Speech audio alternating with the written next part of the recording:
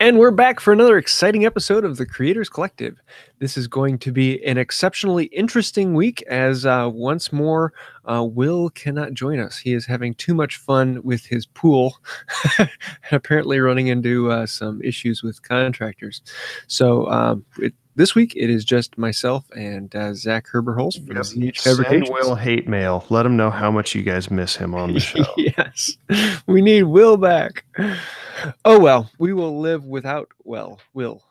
It's like that tripod. You need you need 3 for stability. I feel like you have 2, and I mean, I can rant, but you need some sort of foundation, and we just fall over if it were just me trying to keep things going.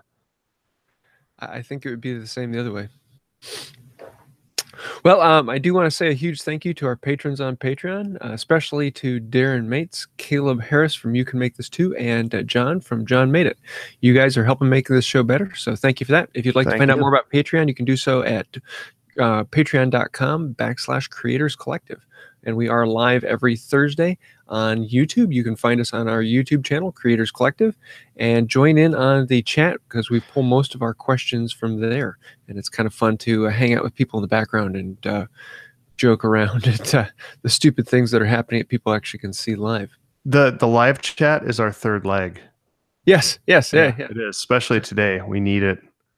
Today we are joined by the live chat. So if you guys have any questions for us, go ahead and throw them in there, and we'll see what we can come up with. So Zack, what you got going on this week? Well, man, it's been a good week, but it was like tainted. I had such a great time, and then I had such a bad experience at the very end that's really all I've been able to focus on. So I went up to I think I talked about it last week. I went up and did the well, it's just this last weekend, so I hadn't done it yet, but I think I talked about doing it.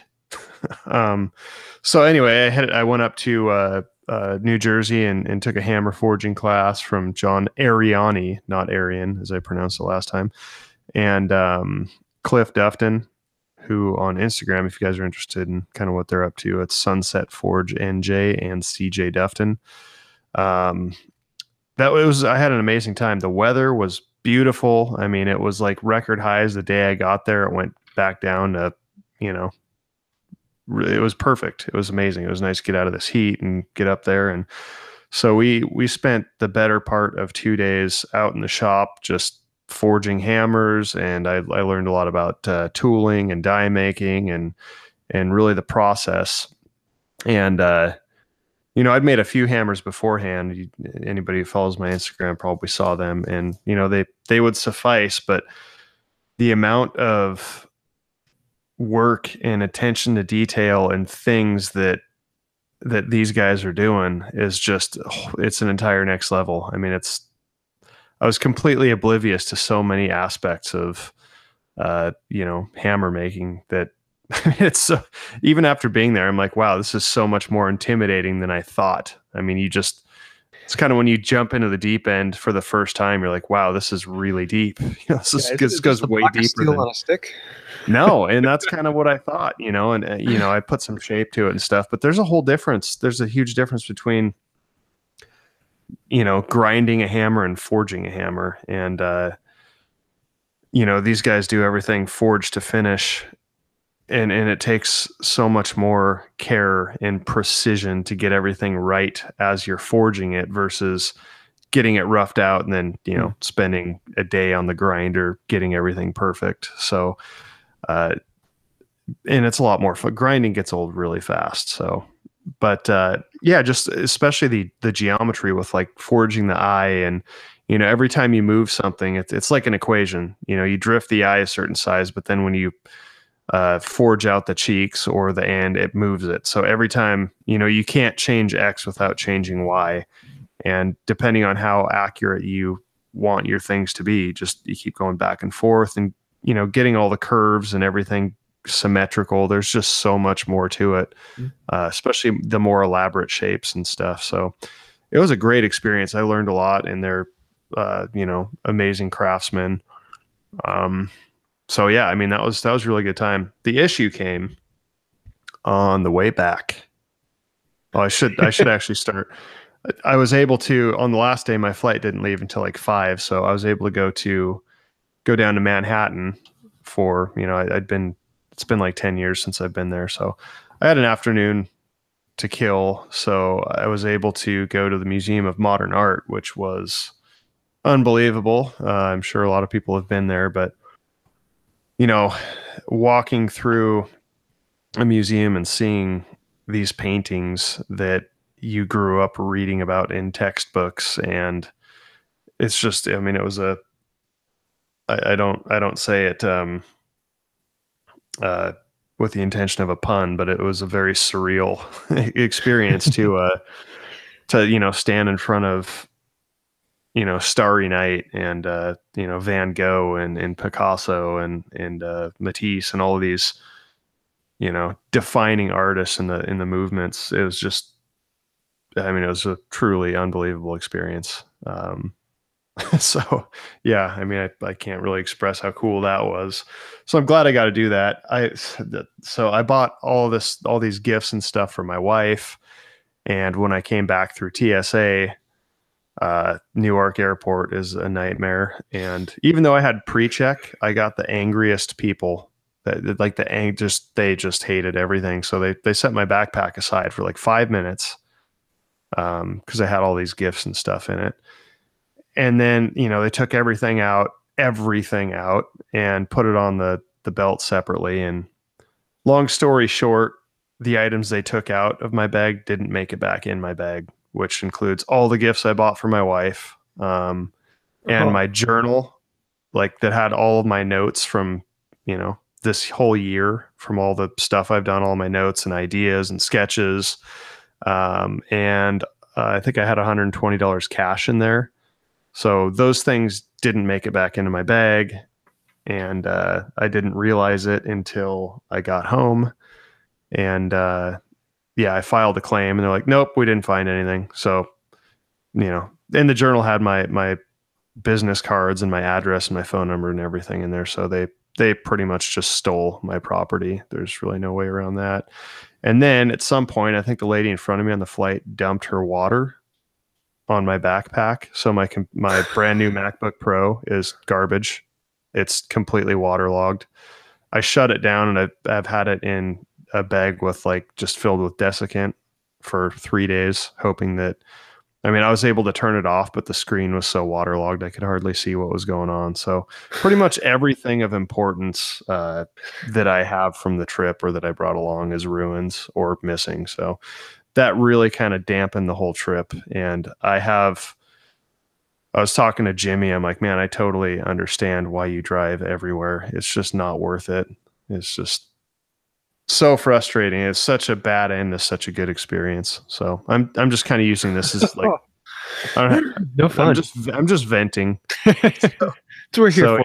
Yeah, if anybody here, works for TSA, I don't know what to say, but yeah, bad time. Anyway, I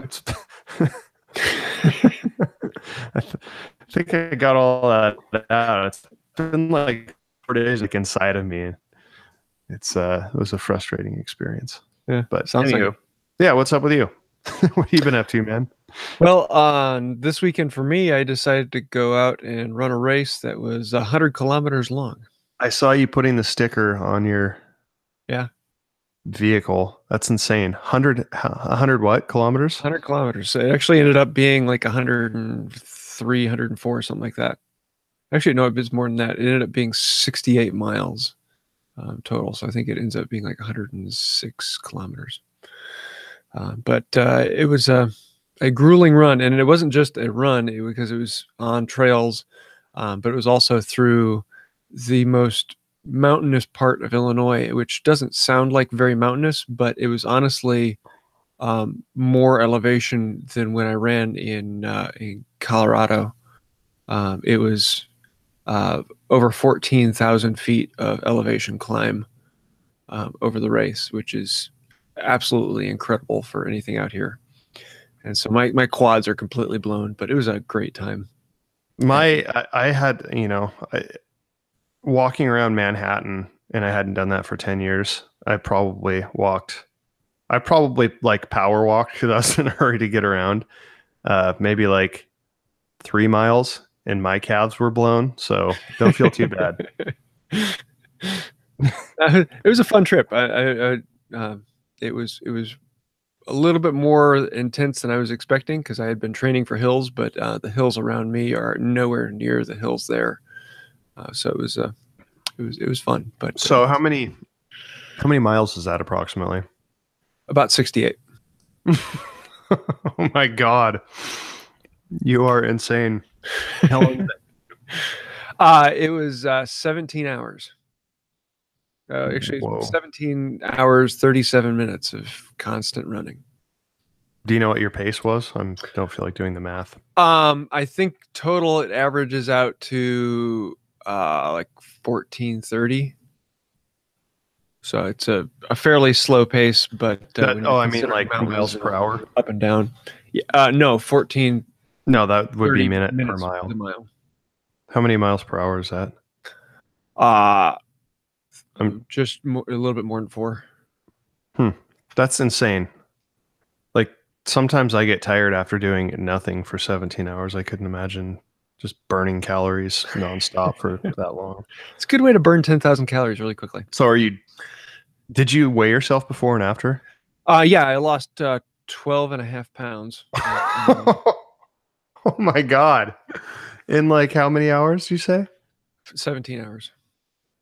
Wow. And a lot of that was actually fat burned because of I'm fairly well fat adapted right now. So Did you I only ate figure out about 1,200 calories. No, I actually ate about 2,200 calories while I was actually on the race. did you calculate approximately how many calories you burned? So that there's like what 3,500 calories per pound? Yeah. Well, the actual burn of calorie was a little over 11,000 calories. Holy crap. But the majority of the weight lost was water due to sweat. It's still insane. I mean, that's like what, four-ish pounds, somewhere around there, 3.5, 4 pounds Yeah. of pure fat. And like fat is light. I mean, it really is. Like it's 1 pound of fat is about the size of a softball. So you lost like 3.5 softballs of fat on your body Yeah. in 17 hours. It was a fun That's day. crazy. That's insane. So are you going to do more? Or are you like done? Oh no, I'm well, I don't have any plans right now. I'm gonna wait until the kids are a little older, but I do want to do a 100-mile and a 200-mile race.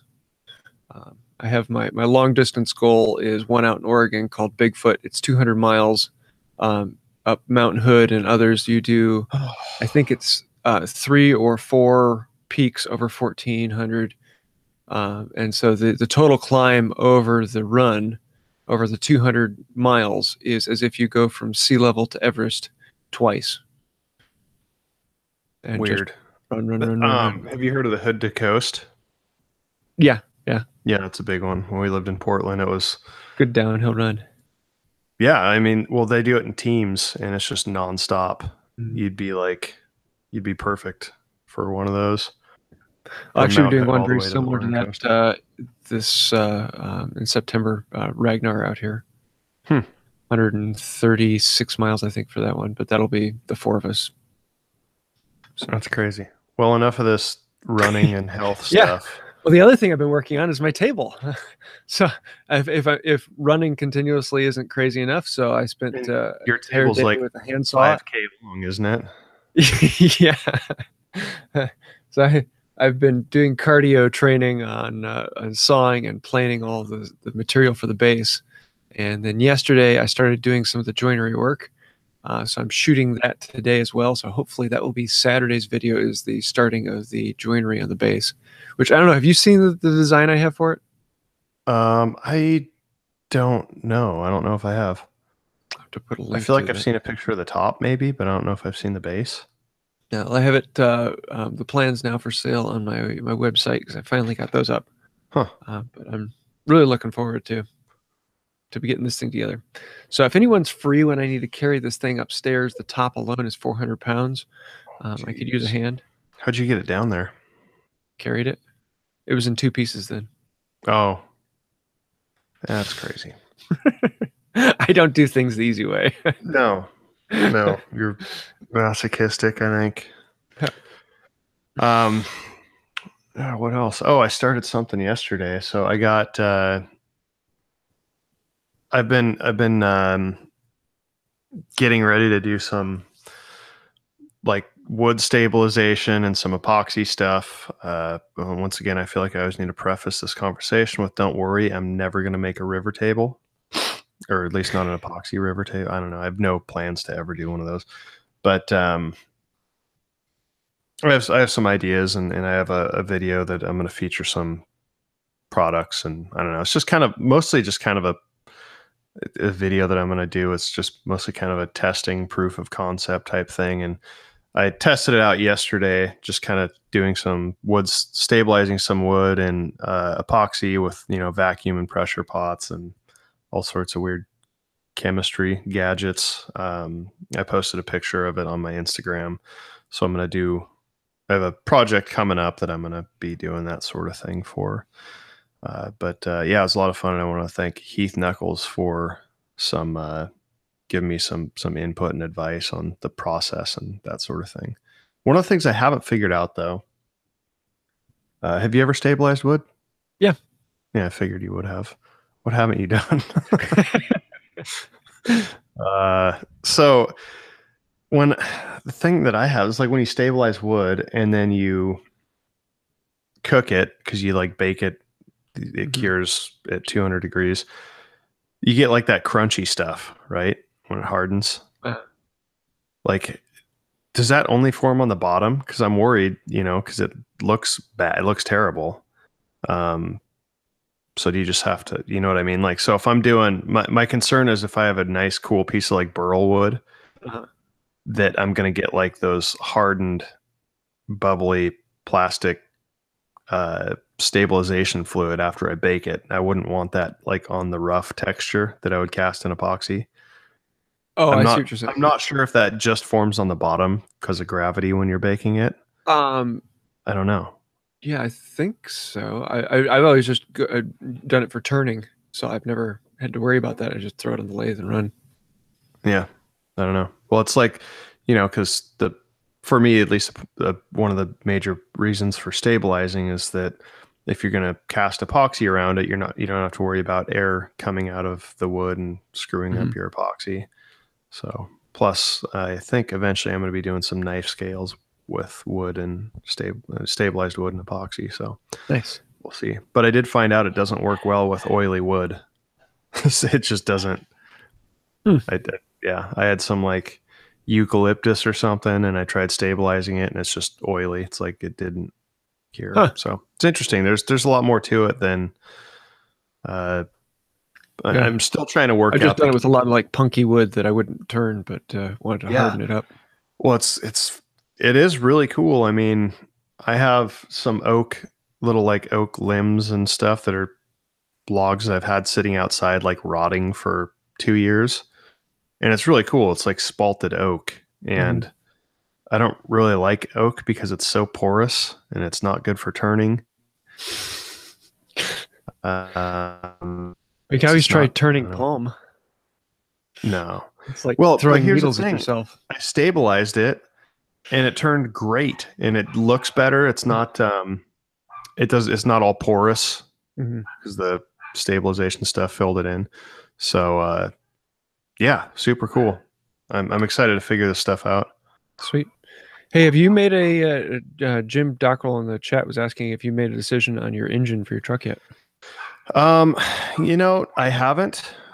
Is my dog super loud in the background? A little bit. Hold on just a second. Trey!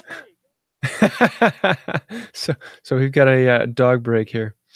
Just to let you guys know, we are going to be holding off on the Creators Photo Challenge until next week. So you have a whole nother week to get your entries in for the Creators Photo Challenge. And this, we're doing a challenge on contrast. So try and shoot a picture that has some interesting contrast in it and put it up on Instagram with the hashtag Creators Photo Challenge. And you will win something from one of the three of us. So we'll be doing that next week. Okay, I'm back.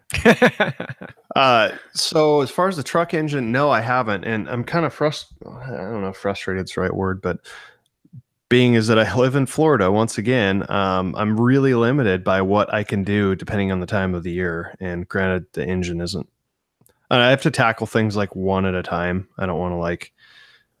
And right now, my main focus is getting the body straight and getting everything painted before I start, tearing into the drivetrain and stuff. Not that there's any reason I couldn't, but I just feel like I need to One be step at a time. I need to be systematic on my approach. I don't want to have, everything in different pieces. And so, plus I always want that thing to be, I never want to take it out of commission for more than like a week. And I feel like if I start working on multiple things at the same time, then I'll never get it back on the road. But so right now my focus is the body work, and it's like 100 degrees here with 90% humidity, and you just can't paint. I can't. It's just I can't. Nothing cures, and you'll get striping and all sorts of weird issues. And if I take it down to bare metal, it'll rust in like 15 minutes. It's awful. So I can really only finish the bot. I can really only do the body work in like maybe the January, February, maybe March. So I'll probably get all of that done this early 2019 is the plan. As far as the engine though, I'm sure it's going to be some sort of small block Chevy. I don't know if it's going to be a 350 or a 383. Yeah, we'll see. We'll see what happens. Cool. Well, we do have one question for the week. Stephen Ellis asks, how often do you get burnt out from doing long or difficult projects? Just wanted to wrap up a 2-month project, and honestly, I didn't want to see the shop for a couple days. You run into that problem? Not sort of, not really. I don't think it's because of large projects. I feel like I'm always excited to start new projects, but I'm almost so excited that I get like anxiety to start them, and I don't, because it's like such a big thing. You know what I mean? Yeah. Yeah, I don't know. I don't think it's project based. I do if I get to bigger projects like the dresser. That kind of came and went with waves of, I get into it and kind of get tired of it. I had a little bit of that on the table about halfway through finishing the top, and now I'm starting to get to the end where I can kind of see the end of the tunnel, and so I'm picking up steam now. But I find that I don't have a problem with setting a big project aside for a little bit to work on some smaller things that really intrigue me, because I really want the flexibility to attack what is intriguing me at the moment. And if something isn't catching my attention, then I'm not going to mess with it. At least that's my personal belief, unless I have some deadline pushing me, like I have to get a video out for this. That's usually part of the situation that I'm in is, if I spread myself too thin, then nothing ever gets finished. So I try and focus on one project. Plus I don't have the shop space to really do multiple things. But, I always, even if it's just a little bit, even if you're not into it, just try and take a step every day a little bit. I feel like usually if you're stuck in a project, it's because there's a part of it that you're not looking forward to doing. But usually once you get out there and you start moving on it, like it's usually not that bad. So it's like chipping away at something, just take little bites. And I feel like eventually, you get through the hard part and it finishes up, and you finish up with it. But yeah, I don't think I really get tired of doing stuff out there. Every now and then it's nice to take a day inside and catch up on all my office stuff and kind of relax. I think that's warranted at times for sure. I think the only time I really get tired is when I'm videoing something, because moving the camera around and trying to get that shot breaks up the flow of the build process. Yeah. So it's always like a stopping point where I have to try and build up the momentum again to get back into the project. Yep. Yeah. So don't shoot videos unless you have to. Cool. Well, let's get into our joke of the week. Oh, we have wife. What's that? We have one? Yes, Nice.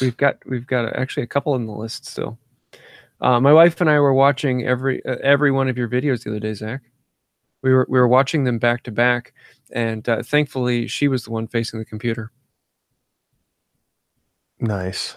So that's the joke. I couldn't tell at first. I was all excited. We're watching your videos. That's good. Yeah. Yeah. That's good. Cool. Well, what are you watching, reading, or intrigued by? Um, what am I doing? Well, I'm gonna. Where's my notes? I think I wrote something down.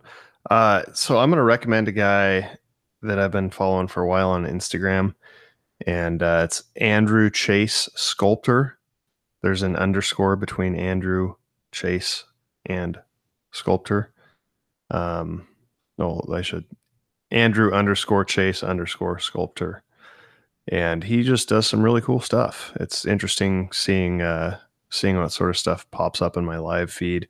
Does a lot of metal sculpture, animals, that sort of thing, Hmm. and it's just cool stuff. Really neat. So yeah, That is cool. that's who I'm following or who I'm watching.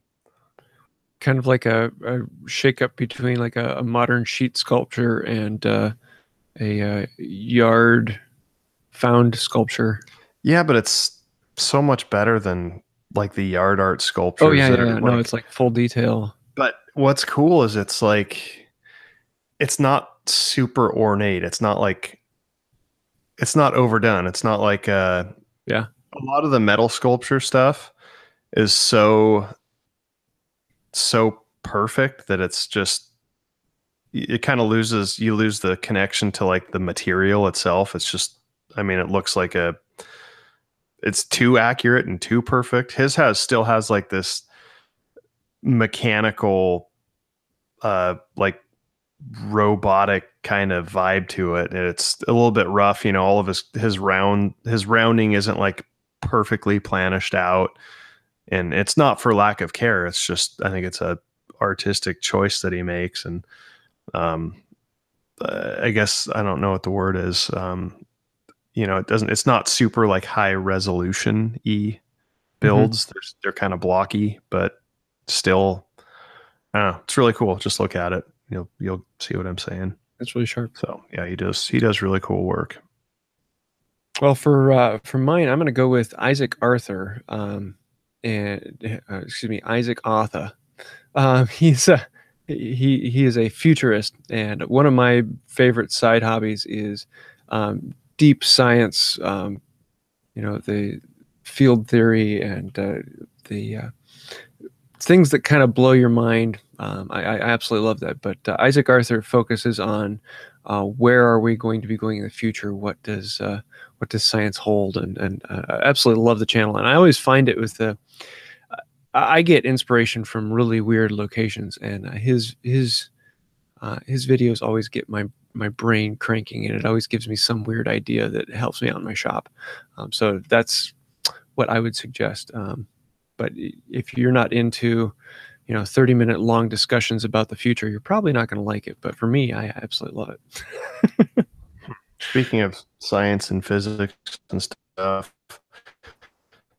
in the vacuum chamber, I've just been like searching weird things that I can do with a vacuum chamber. I haven't really found anything crazy yet. I mean, I've like, you know, crushed a water bottle in there and like, you can throw marshmallows in there and they,